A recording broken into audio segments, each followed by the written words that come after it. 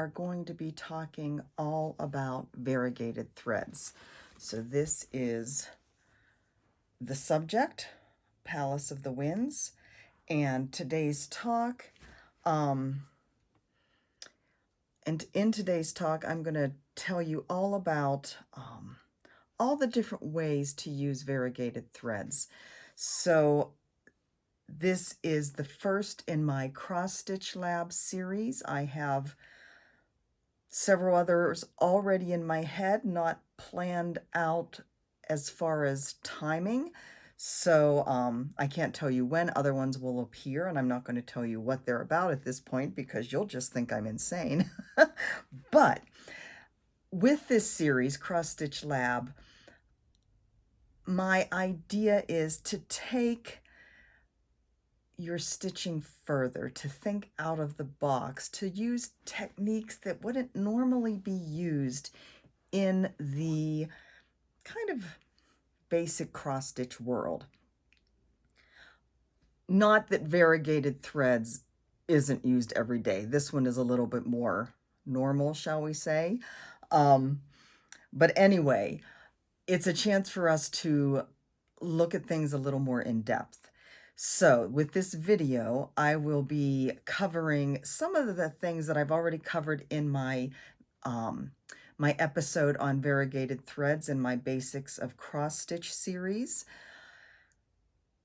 So some of this may be a repeat for some of you, but then we're going to go more in depth on what variegated threads are, the range of them, and how to use the different, I don't know whether types is the right word of variegated thread, but the different, whether it's tonal or highly variegated, that whole range. We're going to talk about how to use those different threads, different colors in different ways. And a lot of this will be based on you making a decision. I am going to provide you the knowledge and the tools in your brain to make the decisions that are best for not only how you stitch and how you want to stitch, or perhaps how much work you want to put into a project, but also what is best for those different types of threads. So that's the basic idea for this video. I will be showing you up close some stitching, not only on Palace of the Winds, but also some other stitching. And I will also be doing some stitching to show you how to manipulate the different threads. But I will also be talking about some of the parts of the pattern and how to work with them and work with the threads. So I am going to flip the camera around so that it is pointing down at my work. So I will be back in just a second. So welcome to the technique tutorial on Palace of the Winds, a study of variegated threads. If you've been watching my videos for a while, you know that this was inspired by a pillow that I saw at a furniture store here in my hometown. I saw the pillow, and to me it was just screaming to be made into a cross-stitch pattern. I couldn't stop thinking about it and knew I had to do it soon. I had also just gotten, not too long ago, a bunch of threads from Cottage Garden Threads, and their variegated colors are they're gorgeous, and I felt they were just perfect for this. So that is what I used. So let's talk a little bit then, first about their colors and what I call the distressed look.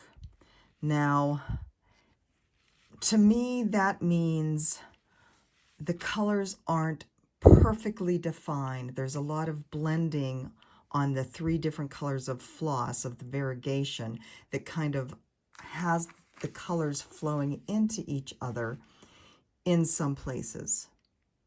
I call it a distressed look. I have always loved the kind of distressed and grunge look. When I was creating digital scrapbooking products, that was kind of my trademark. People knew that that is what I did. And so that's what I'm calling this kind of look. Now, just as comparison, I did do one of the motifs in the DMC, and the DMC conversion is included in the pattern, in the chart. But you can see this is this motif here, this kind of lotus-looking flower.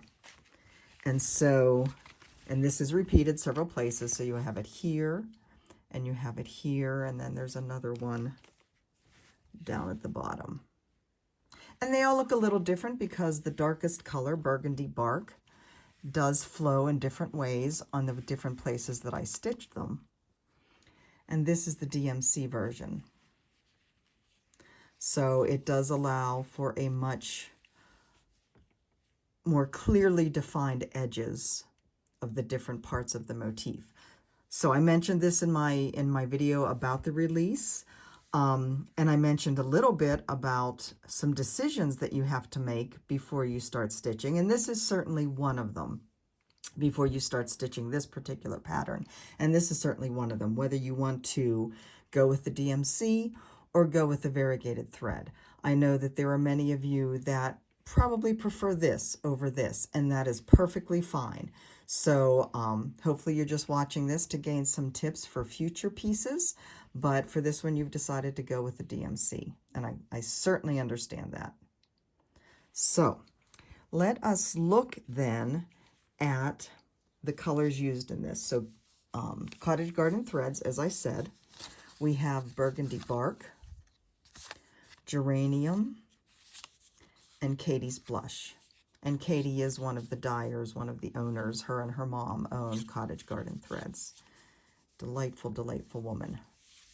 So I wanted to show you on these how the overlap happens. So the darkest, the Burgundy Bark, it is very much a burgundy, as you can see. But it morphs into a kind of lighter burgundy, paler burgundy. The next color down then, the Geranium, if you look at its ends where it is the darkest, it is pretty much the same color. Maybe a slight difference there between the lightest part of the Burgundy Bark and the darkest part of Geranium. And then as you move up the length, you can see it morphs into this cream. Some pale pink and then some cream. And then the lightest color, it has the same basic tones as the Geranium, a little bit lighter. But as we move up the length on this, you can see it has the cream, the light pink, but there is much more of it than there is on the Geranium. And then it has the splotch of pale pink in the middle. Now I wanted to explain just a little bit of how these skeins work. The Cottage Garden threads, they are cut into lengths of, I didn't measure, but about 18 inches, and they are kind of affixed in their cards. So you just have to, you can either pull out one strand, or you can pull out a length and pull out the strand after you pull out the length. And they do come out pretty easily, so you just pull that out. I prefer to pull out the whole length and then separate the strands. It's just how I prefer to do it. I keep them then on a little thread bed, all rolled up waiting for me. The other thing I wanted to mention about these threads is that they are basically the same on both ends. So these are the two lengths, or the two ends of the length. So you can see the color's about the same. There might be slight variation, but they are about the same. And what this means is as you finish one thread and start another one, oftentimes with variegated threads, you have to worry that, oh, so I ended on the darker end of a color. Let me make sure I start on a darker end and not the lighter end within the variegation, if that's how your lengths happen to be cut. So that wherever you're stitching it matches up, so you don't go from dark and then right to light, so there's not that kind of jarring change. because their colors, their threads are the same on both ends, you don't have to worry about that. The variegation happens as you move up and back down the skein or the length. So I think that's all I wanted to say about those. I'm going to put these aside, and I'm going to put this aside and pull out some other samples of variegated threads. So there is a wide range when you're talking about variegated threads, and we're going to step through these. So Cottage Garden, just like many other thread dyers, hand-dyed threads, work in a wide variety of colors. There's a wide range of colors that they dye in, of course. And the colors go from much more similar to more wildly variegated. You'll have heard the word tonal, similar tones. That's what you see on the end. So that is a variegation that is the same colors, basically, just different shades of those colors. And those are the easiest variegated threads to work with.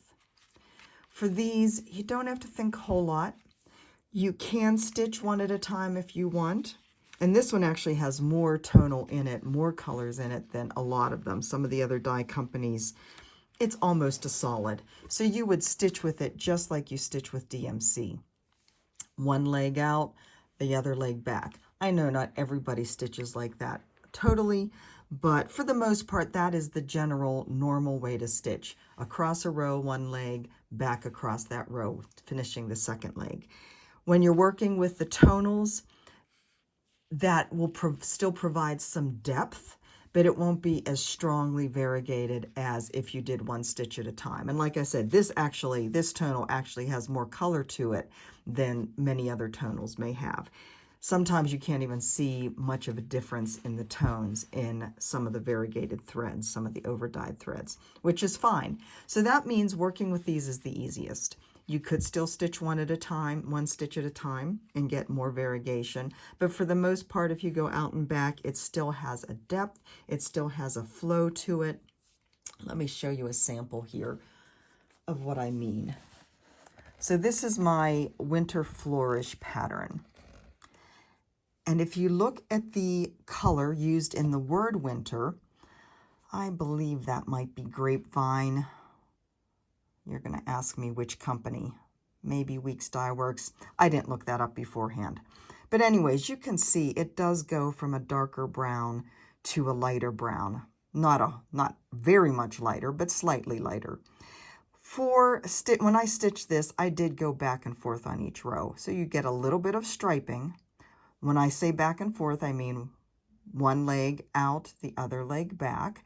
So you do get a little bit of striping, but you still see the variegation. Now, granted, these are just a very few stitches in a row. If you had a longer row that you were going out and back on, you wouldn't see it as much, but you would still see some. The same for the blue-gray here. I was going out and back on these rows, and you can see the flow of the color. And of course, when you get to more highly variegated, like this kind of coppery brown, golden brown, what would we call that? You can see more depth of color. I still believe I was going out and back there, but by the looks of the placement of the stitches, I might have been doing one stitch at a time. I don't remember. But that just gives you a feel for how the color can flow and still change and give you that depth and movement, even if you are only doing half a leg out and, out and back, one leg and the other leg. So that changes as you kind of move across this spectrum. This one is still tonal.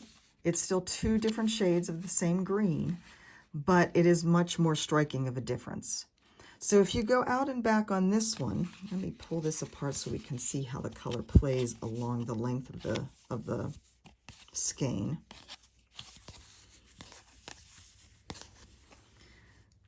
So again, we start with the dark and move up into the lighter, and then there's dark in the middle, and then lighter and back to dark. So if you did out and back, one leg and then the other leg with this, especially if they were longer rows, you might get some places where you have this color on the bottom leg, or perhaps this color on the bottom leg, and this color on the top. And again, it's all about preference. It's all about the look we want. But I don't like that. I have a problem with that. It's jarring to me. And if you had a whole patch, if you only had one stitch here and there, which I will show you in a bit, it might not be too bad when you're stepped back and looking overall at the piece. But if you had a bunch of stitches like this in a chunk, I think you would notice it, and I don't think it would be the best look for the piece.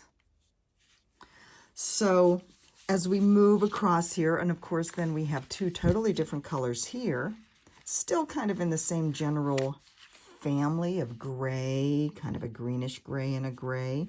But as we move across, then we get into more striking differences in variegated threads. And then and these are only like 2 or 3 colors. Then you get into something like Mrs. Sada's silks, where there are, with her highly variegated ones, where there are many different colors in a skein. And for these, you would want to be stitching 1 stitch at a time. So this is the point where you're looking at the threads that you're dealt in the pattern, and if you are going to use them, you're looking at them and thinking, okay, you've decided to use the variegated, you've decided not to use the DMC, so that means there's going to be a little more work. So this is where you're looking at these saying, okay, so how do I personally want to stitch them? How do I want to work with them? What's going to happen if I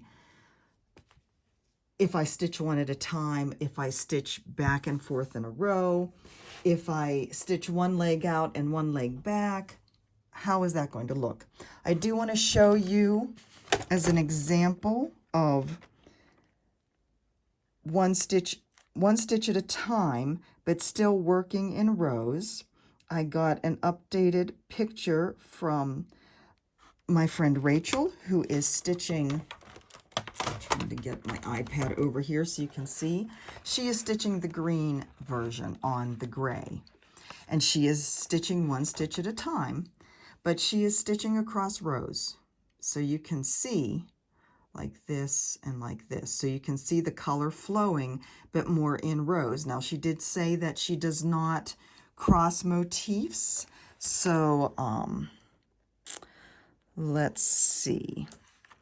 If we're talking about, I think like if we were talking about this, go away, this particular motif. So we have the dark color making the lines of this motif.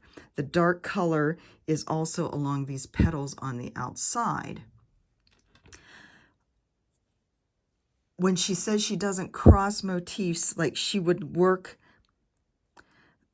the dark lines in here, but she wouldn't like work a dark line, say across there, and then jump over here and do that, and then up here and then come back. She would work the lines and then she would work the petals. 1 stitch at a time, out, back, out, back. I hope that makes sense. I don't know why this little info thing keeps deciding to come up. So this is her work on the gray, like I said, that with the green colors. I don't remember the names of them off the top of my head. You can see she is still working away on this. She's gotten quite far along though. That will be done in no time. So that is one method of doing it. Keeping it in the rows, but still doing 1 stitch at a time. So that's one of your decisions to make. Or do you kind of wander around and control where the color lands? And that is what I'm going to talk to you about today really getting in depth in this video. So I'm going to switch over and bring my stitching over. Let me look at my notes. Okay. So first I want to talk a little bit about, I mentioned how if you have thread that is very highly variegated, and if you decide to do the out and back with the, you know, one leg out, one leg back, that you could end up with two colors crossing each other that don't really look very good. But how if you just had one stitch, you might not notice it. And that's what we have here. So this is the lightest color. And on the ends, it's going from the lighter pink or the medium pink to the much lighter and then to the cream and then back again. So when I started stitching with this, it was in the kind of medium pink. So I went out one leg and back, and you can see as I started to transition back, you have a stitch where there was darker on the bottom. I'm actually going to pull this out a little bit so you can see. You can see that darker stitch on the bottom, and then it's overlaid with the lighter stitch. Now, like I said, if it's just one stitch in a mass of stitches and you're looking at it from far away, you aren't going to really notice. And there's enough change then, so we have enough of the cream, right, that we could do a bunch in the cream out and back, one leg at a time, before we got back to the darker pink. So you could work that, but it is a matter of paying attention to what's happening to your thread so that as you got back to this area where the transition happens, you might want to start stitching one stitch at a time until you make that transition. Now, the way I worked it, if I did any out and back, half a stitch back, it was only 2 or 3 stitches, maybe 4 stitches if I was feeling kind of, you know, kind of daring. I didn't do more than that because I really wanted to make sure that even, you know, even within what seems to be a similar color, you have variegation happening. So you have the cream here, but then it transitions into a light pink, and then back, and there's more light pink, and then back to cream, and then back to the darker pink. So there are different colors happening, and I didn't want to have the confusion in my stitches. I wanted to have the colors be uniform. So that is one thing to think about. And again, I very rarely, every once in a while, I did 2 or 3 stitches out and back, but for the most part, it was 3 stitches or single stitches at a time. Okay, so now we are going to look at motifs and filling in. This portion up here, I'm going to get my pattern out. And I hope it kind of goes without saying that I expect you not to share this video with people that haven't purchased the pattern. This is a private video just for those who have bought the pattern. So please don't share the link with people that have not purchased the pattern because I am showing the pattern. Now this is it in Pattern Keeper. I do use Pattern Keeper for as much of my stitching as possible, and all of my patterns are compatible with Pattern Keeper. So this portion here is this here, and then this little leaf is this leaf right here. So I wanted to talk about what I was thinking about as I was filling in. So this portion, the fill-in is the lightest color. So I am going to get some of that on my needle and talk you through my thought process. Now you can clearly see as you're looking at this how it changes from the darker burgundy to the lighter pink. And in using the lighter the lighter thread to fill in. There is quite a bit of contrast, but there are some places where the darker ends of this lighter color pretty much match the lighter color on the Burgundy Bark. I hope that made sense. There's a lot of lighter and darker going on here. So as I look at this, and this is again, this is a thinking piece. If you are going to be using variegated threads, I encourage you, before you start each section, you think about what's happening. Now, let me first say, when you're doing the outline, all right, you don't have to think a whole lot. Any of the outlines, because most of the, I mean, a lot of the motifs have, you know, an outline. Some of them are solid, but there's different places where the colors do touch each other. And so, like if you're even stitching this one, say you stitch the dark colors first, the Burgundy Bark, there are places where, let me find that motif,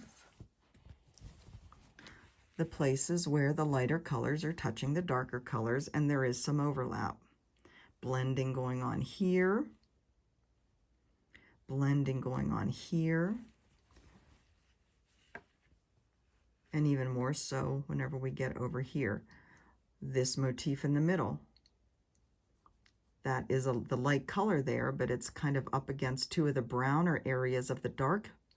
Same here, browner and light, and the pinker in the dark is coming up against some of the darker colors in the lighter colors. Did you get that? So what this means is, as you start to stitch, you want to look and say, okay, so I am back on this one, right? I am back on this one. And I really concentrated on where the colors were falling as I was stitching.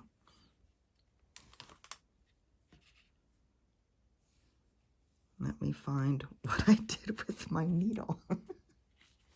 I put it here. So I am starting, you know, these thread ends start with a darker pink. So I don't want to start with this in these areas here where they are lighter. I want to start with them over here where I can be sure there's going to be enough contrast. And then as I get into the middle area of this floss, where it lightens up, I will start heading over into these areas and fill those in. So the key, I guess, to think of is contrast. How can I stitch so that I have the most contrast,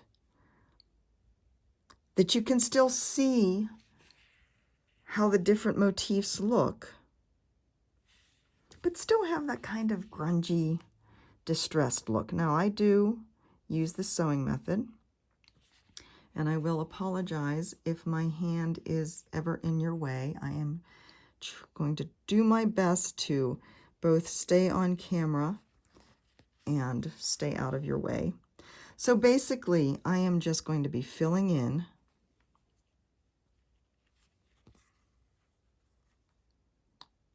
these areas. And you know, these are just small areas. There's not anything special I'm doing here, except that to be sure, as I finish this area, I want to be up here because I want to work along that edge before we get to the lighter color. Now, of course, the lighter color would be perfectly fine against that dark burgundy. You know, that would be a beautiful contrast. But what I'm saying is I need to save the lighter colors for down here where the burgundy is also lighter, where the Burgundy Bark has its lighter shades. And so it's kind of a matter of planning out before you start where you want your colors to fall, and to not worry about going in straight lines, not worry even about how you need to get to, you know, it doesn't have to be the most organized march across your fabric. Because as long as your stitches are neat, people won't notice, people won't see. Now you can see I am stitching one stitch at a time. I could probably have done two and one there, you know, out and back, but I didn't. I hope I'm not shaking you too badly. And I hope you can see okay. So again, one stitch at a time. And I'm always kind of keeping track of what's happening with my thread coming up next as I'm stitching.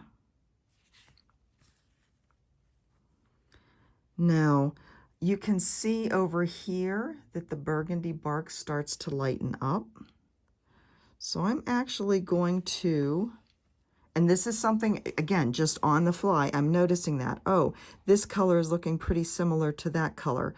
I think I want to make sure to stay over here for now.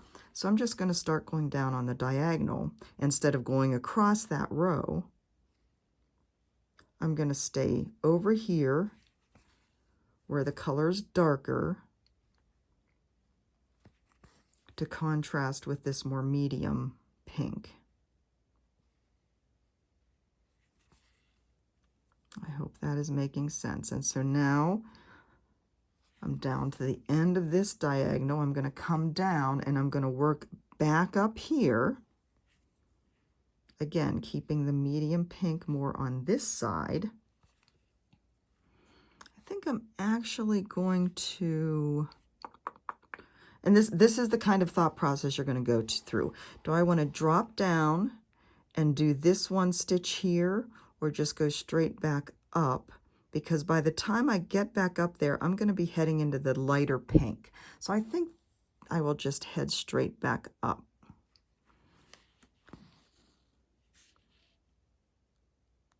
You will see that every once in a while I do put my hand under the fabric to grab the needle, and that's simply because the angle to get to the next stitch is oftentimes awkward, or I don't want to get in the way of the camera. See, I have to go kind of do kind of that kind of thing, and that's just awkward, especially when it's just a little piece of fabric like this. It's easy enough to just go underneath. This is a 40 count fabric that I'm stitching on, but I hope you can still see it okay.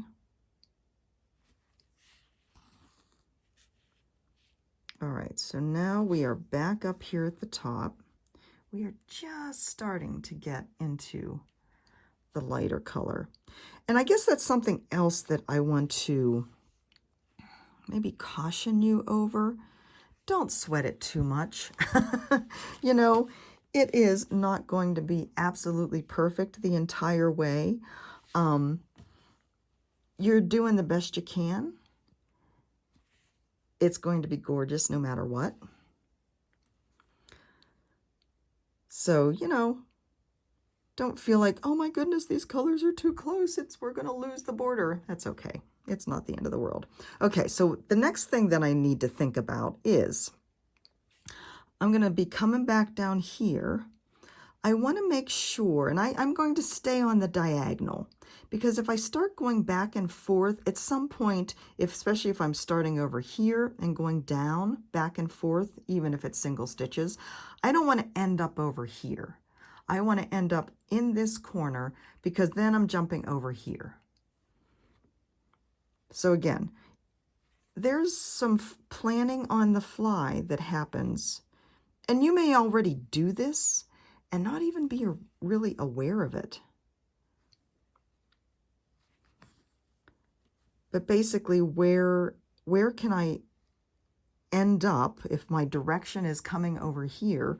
Where do I want to go to make sure that basically I'm being as frugal with my thread as possible?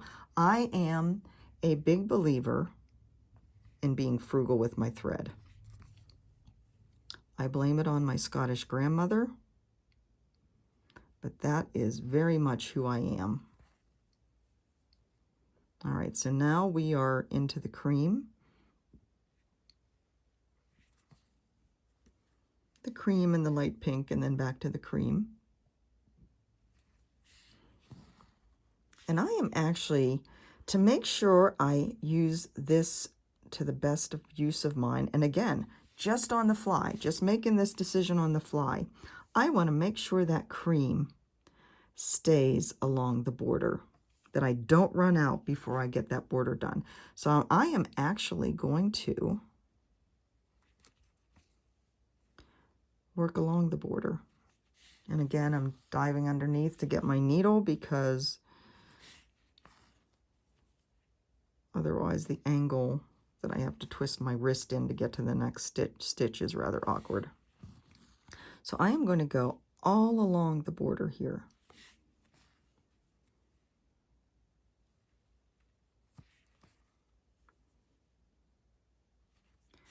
And get this done.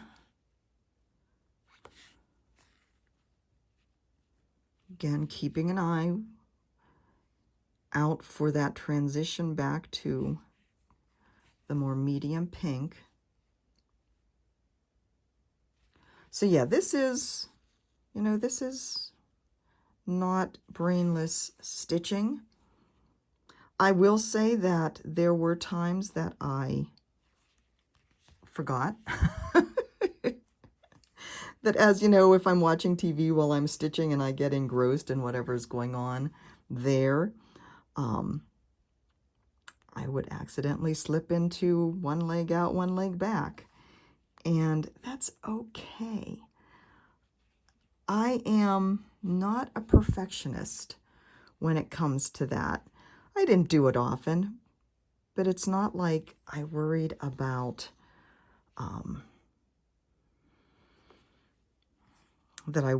taking out that work. Okay, so now I've jumped over to these sections, and I know I haven't filled that in yet, but that's okay. I'll get back to that. So I have 2 rows here and 2 rows here.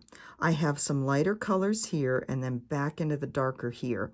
I'm going to make sure, because I'm still in the lighter color, but I'm worried about where that will end, I'm going to make sure that I go along the lighter color of the Burgundy Bark of this outline to make sure that there's a nice contrast. Because if I do happen to switch back as I'm coming back up here and along, you know, switch back to that more medium pink, it'll be kind of blended in here, but at least, well, okay, so let's think about that. Do we want to just go, because I need to come back here and fill that in, right?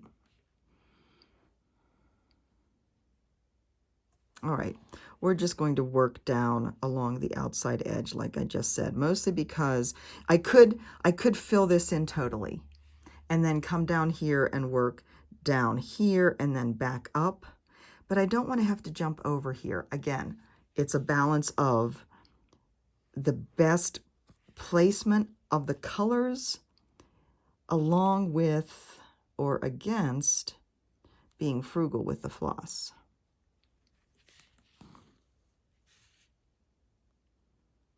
And being frugal, in my case, being frugal with the floss won out. It may not win out for you.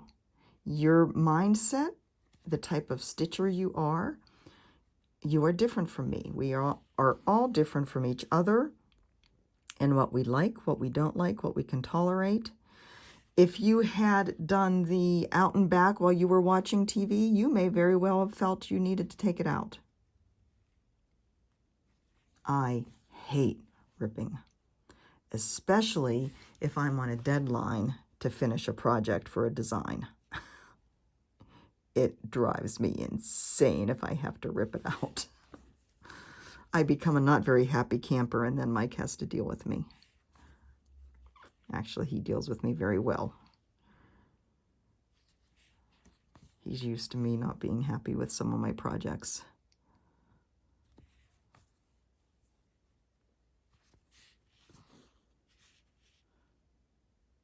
All right, so here we come down here. I once again am checking. I still have quite a bit of the cream left, so I think we are all good. probably even when we get back up to that other section. But yeah, you still pay attention to it and make the decisions as you're working along. Now, of course, this is only a tiny section of this particular motif. There's a whole lot of other sections to fill in. If I had had all of those to fill in, I could very well have made different decisions on the directions I was going. Which makes sense, right? Okay, we're actually now just getting into the pale pink on this, the middle of that length of floss.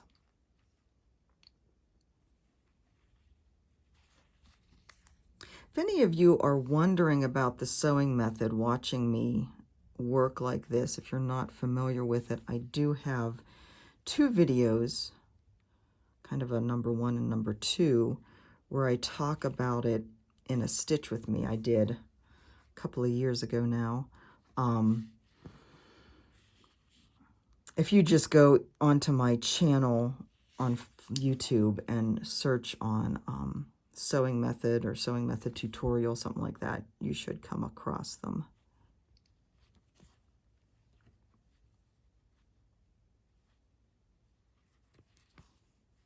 All right, so I still have quite a bit of the pink to go as I come back across here. So I really had nothing to worry about. And quite frankly, I didn't think I did. But again, it's still part of the thought process that you have to go through as you're working like this. So I'm going to come down here and finish filling this in. Oops. So that's what I mean about not worrying about, see, I almost did that other leg there instead of doing 1 stitch at a time, because that's what I'm used to. So there we have the finished piece, and I kind of like how that section is kind of separated in the middle between the light and the dark. So anyways, I hope that made sense. Now we're going to go down here to the little leaf, and that is basically the same idea. Let's see.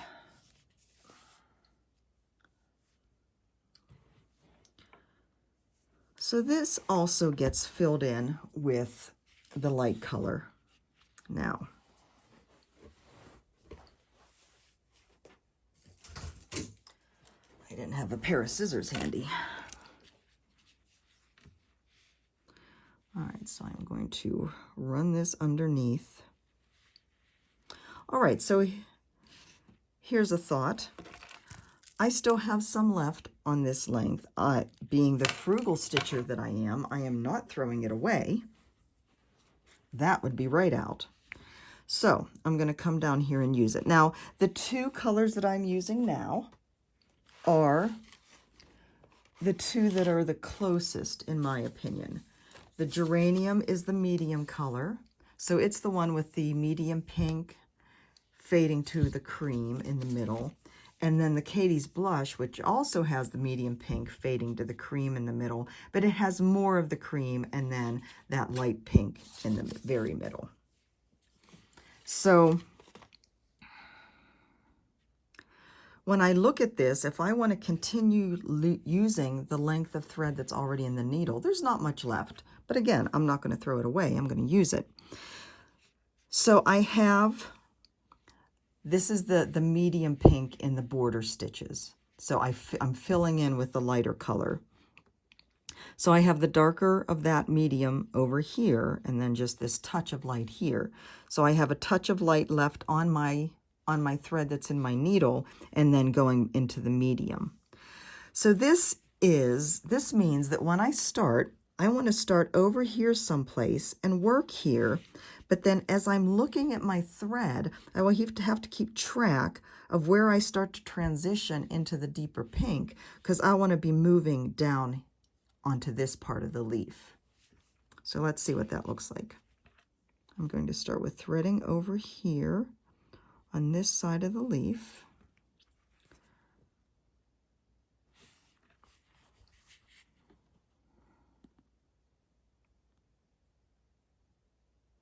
And I'm going to start stitching with the lighter color over here. So again, it is all about contrast, but it's also all about keeping track as you're stitching of what is going on with the thread as it's coming through your needle and down to the fabric.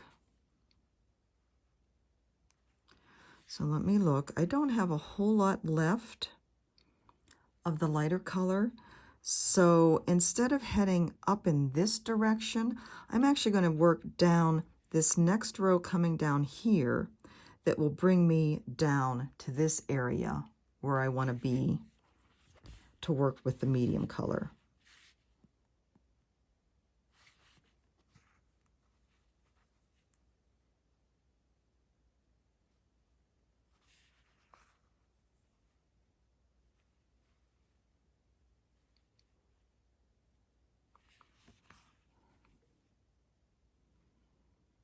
So I'm just going straight down, get that floss out of the way so I can see my fabric.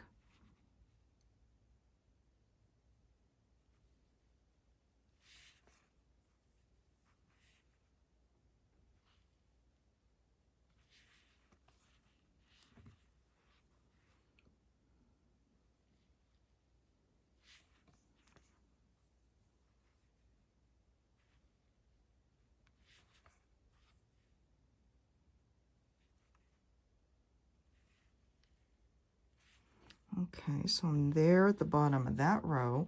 You can see just really maybe one stitch left, but I think we're really into the light pink now. So there's going to be some actually some closer blending going on in this area. I'm going to come down around this curve of the leaf. So these colors aren't really all that far apart that are being placed now. Let's see, I'm going to come over here.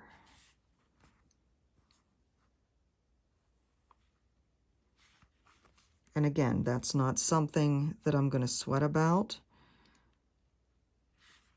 There is some color contrast, but then we come up around here, and I'm definitely into that more medium pink as I come over to this cream area.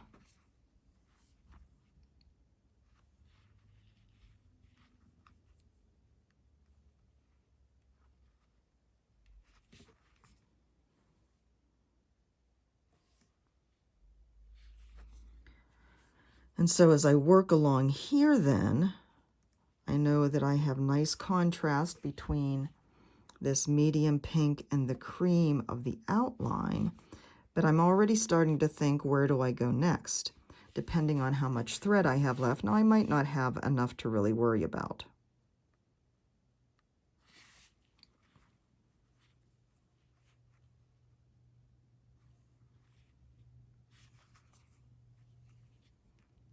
In fact, I'm pretty sure I won't have enough left to really worry about where I go next with this particular thread, but I will be starting another length.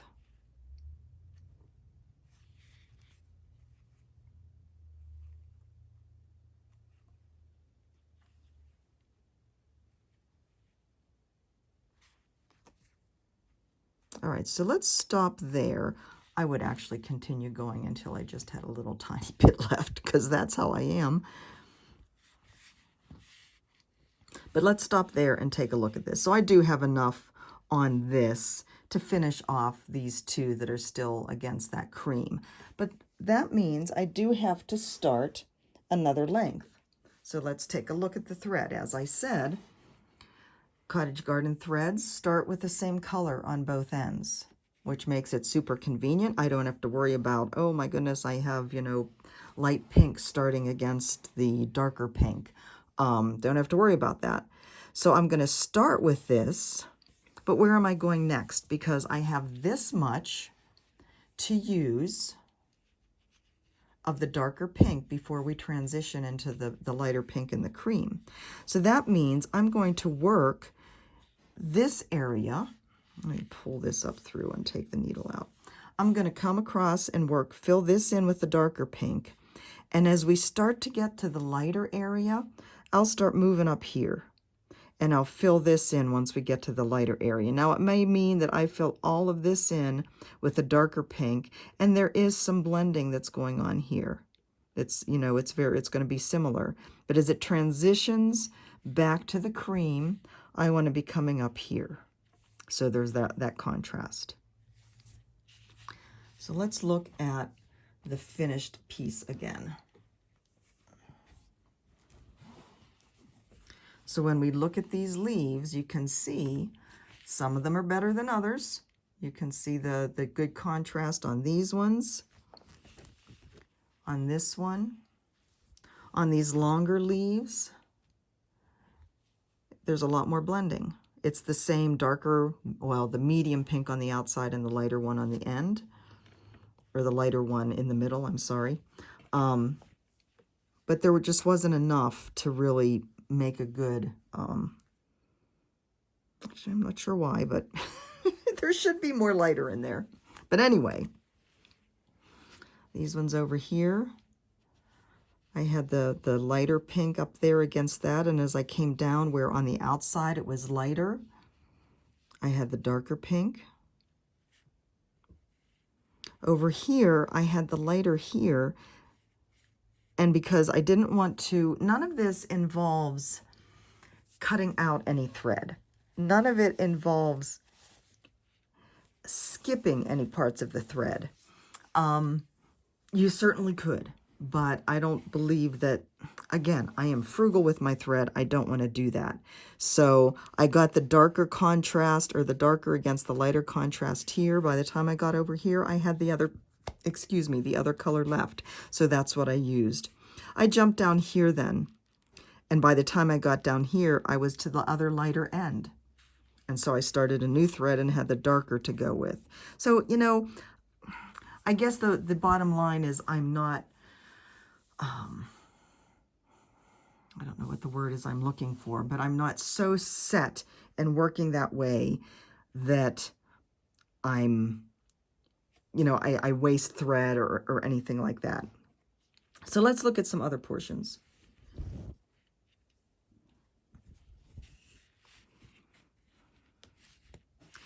Sometimes I think about symmetry and how I want that to work in my favor. So these kind of swirl motifs going on here, this is the darker color on these parts, the medium there and the medium there, and then the lighter one here and the lighter one here.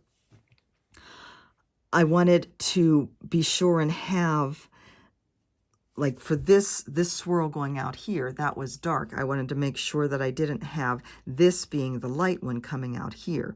The same for this piece here. I wanted to make sure that that was the dark, you know, the darker part of the light thread. And because I had the lighter part, so that we're talking about the lightest thread in here, I had the light down here. I wanted to make sure I had the light portion up here.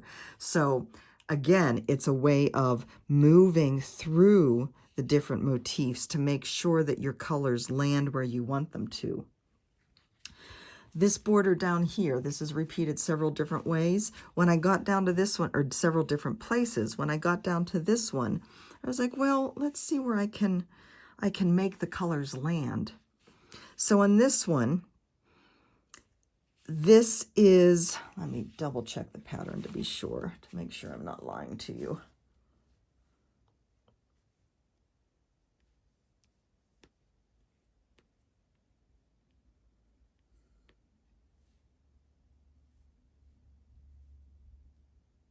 Okay, so the flowers go back and forth between the lightest pink and the medium pink. The line borders are the dark, or the Burgundy Bark.